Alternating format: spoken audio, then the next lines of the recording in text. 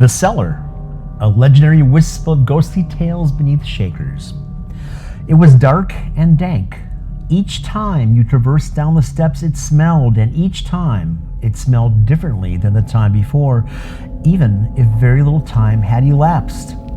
Yeasty, musty sewage, funk, paint thinner, fuel oil, slaughterhouse, roses, the scent of a dame, rooster blood, cotton candy, New Orleans, and so many more smells.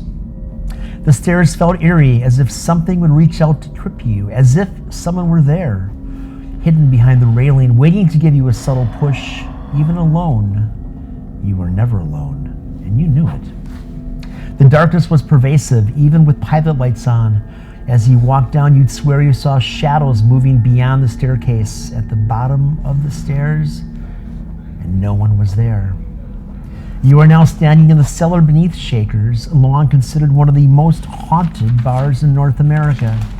Directly in front of you, in front of the walk-in cooler door, is said to be standing a family of 3 young kids and their mother, all covered in soot from the fire they perished in during the 1890s, when most buildings were timber construction with simple coal furnaces, which often started on fire.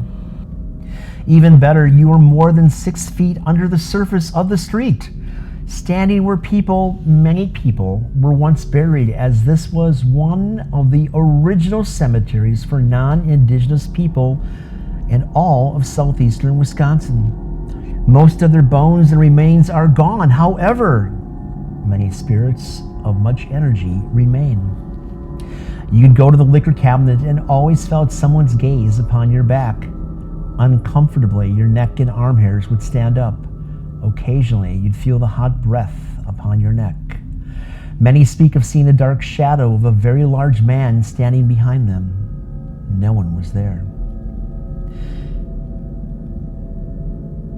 If you'd go for ice, you were always aware of being watched from the cistern in the floor as you stood before the ice machine. If you were male, you were frequently pushed while bending to scoop ice. Sometimes you'd come upstairs with your forehead bleeding from a cut. Sometimes it seems the cistern called to you or willed you to it. If you could stomach the courage, you'd go and see that the cistern water was cloudy or clear or frothy or like ice itself, always with its own unique and changing smells. Sometimes shallow, sometimes water lapping as if at a beach. No reason, but each time it made you aware that something alive was there in that cistern, hiding in the scum on the bottom. Stock was not always where you left it. Even if you had made a trip down a few moments earlier and could not carry every bottle with you, and no one else had been in the building, the bottles would now have moved. Once during a wake for a dead cop, an entire case of Glenlivet's 16-year-old scotch was moved from a lot cabinet and smashed in the far back of the cellar. However, the individual bottles and tissue paper intact, as the bottles were destroyed, and yet nothing was wet. When you'd be standing in front of the liquor cabinet, you'd hear women's voices down the corridor. No one else was in the basement, perhaps not even in the entire building. Often at night, the last stocking of the day after a busy night, and something would follow you up the stairs and would venture to the wine cooler and host stand and leer at you. You'd see the face and the body in the front grand mirror as you restocked the front bar.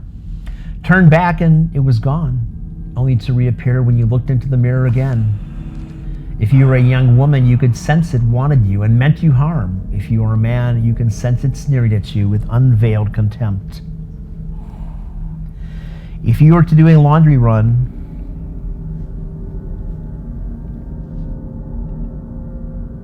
at the end of the shift and put bar towels, aprons, etc. into the washer, you would notice the safe had moved.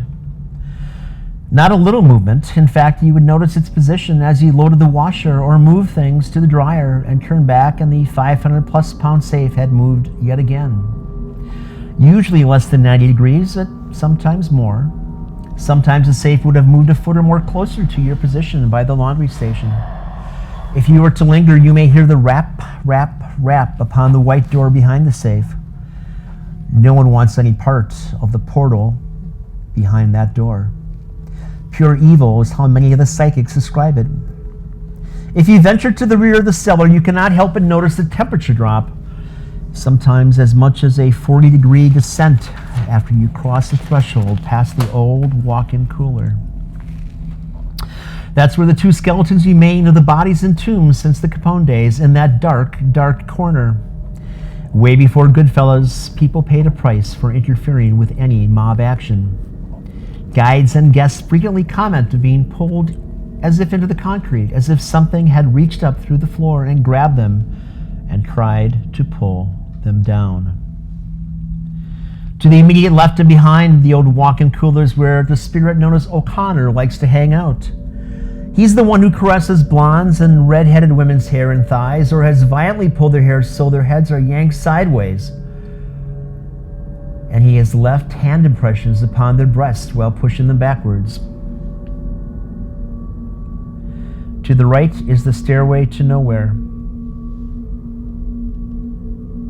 Frequently, people pop inside the staircase for a photo op and take pictures of themselves, often to see later that there's a non-human form in the picture standing among them, or a dog or a goat with horns directly at their feet.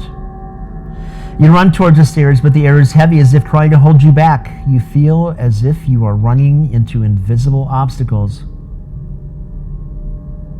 Experience your own spiritual discovery at Milwaukee's Haunted Bar.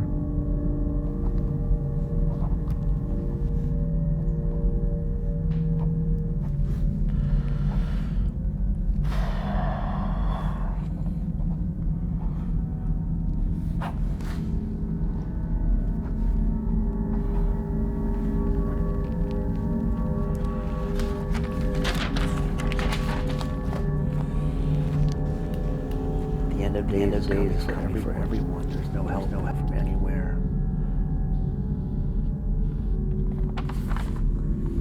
Death has found us.